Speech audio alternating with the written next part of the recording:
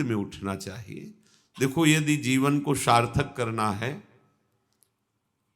तो जिसके शैया में लेटे हुए सूर्य भगवान का उदय हो जाता है, उसकी आयु, बुद्धि, श्री, तेज, बहुत सी बातें नष्ट हो जाती हैं।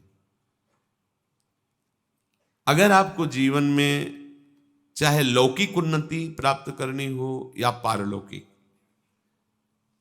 प्रातःकालीन कम से कम सूर्य उदय होने के 2 घड़ी पहले, 24 दूनी 48 मिनट, अभी सूर्य उदय होने में 48 मिनट हैं, आपने सैया छोड़ दिया, इसके आगे नहीं।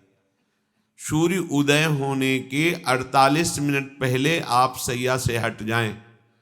अगर आप रात्रि में जगे हैं तो सूर्य उदय होने के 48 मिनट बाद फिर आप सो जाएं। लेकिन वो जो बीच का समय, प्रातःकालीन संध्या भुवन भास्कर भगवान पधार रहे हैं, वो आप सो रहे हो, तो आपकी आयु, आपका वैभव, आपकी बुद्धि, ये सब नष्ट होने लगती है, पता नहीं चलता लोगों। देखो कहाँ तेजवान चेहरे दिखाई दे रहे हैं, खूब तो सब खा पी रहे हो, खाने पीने क्या तेज एक अलग होता है, भागवतिक तेज अलग होता है। ब्रह्म मुहूर्त में उठे, प्रभु का स्मरण किया, जो 2-4 नाम ही सही, अपने बड़े बुजुर्गों को, गुरुजनों को भावना से प्रणाम किया, और पहली बात शरीर स्वस्थ रखने के लिए गर्म जल किया, हल्का, आधा लीटर से 1 लीटर तक जल पिया, भगवत भाव अर्पित करके, वज्रासन में बैठकर। आप लोग दिनचर्या को नहीं करते हैं तो आप ब्रह्मचर्य को पचा नहीं सकते। ध्यान रखना, ब्रह्मचर्य कोई छोटी मोटी शक्ति नहीं है, उसको पचाने के लिए आपकी दिनचर्या दिव्य होनी चाहिए। फिर इसके बाद आप 5 मिनट 10 मिनट टहलिए, फिर सो जाइए। फिर जो शौचाचार की पवित्रता बताई गई उसके अनुसार आप स्नान आदि करके, पवित्र वस्त्र धारण करके, जैसे कोई महान व्यक्ति आ रहा है तो हम उसके आदर के लिए खड़े हो जाते हैं, ऐसे भुवन भास्कर पधार है, हाथ जोड़कर प्रणाम किया, अर्घदान किया, गुरु मंत्र जपा आदि आदि। अब पड़े हो आप कि हम तो 2-3 बजे तक जगे हैं, ऐसा अगर आप भजन में जगे हैं तो भी सूर्य उदय के समय आप उठ जाइए।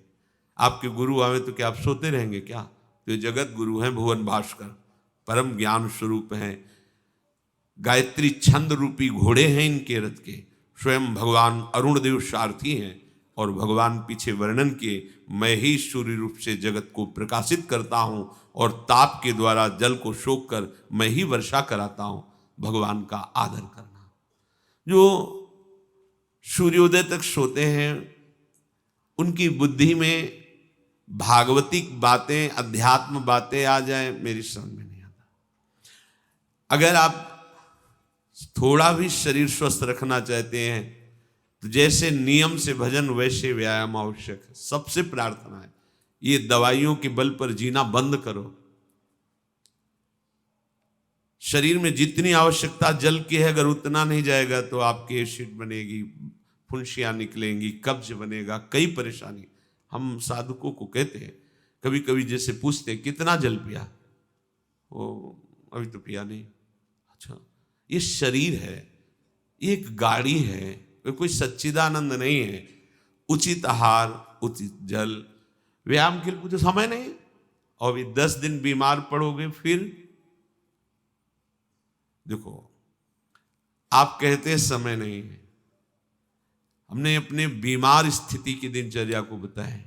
शीत धाम की 2 बजे उठना, जो आपको बोल रहे हैं ऐसे ही दिनचर्या करते, और 45 मिनट व्यायाम।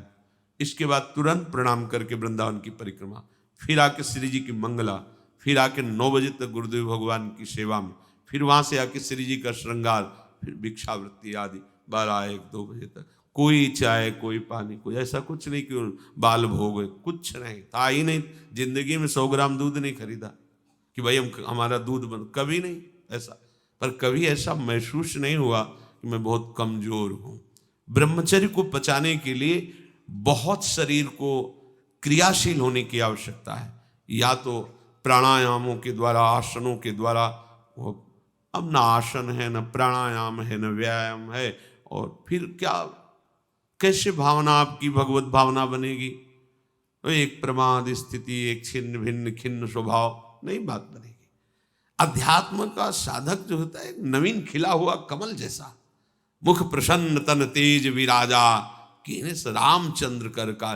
कोई असाध्य रोग, कोई बहुत पीड़ा, वो बात अलग है, नहीं तो ऐसा वो जैसे कमल खिला होता है ऐसे खिला रहता है। क्यों? हर समय चिंतन सही, आचरण सही, सब कुछ सही।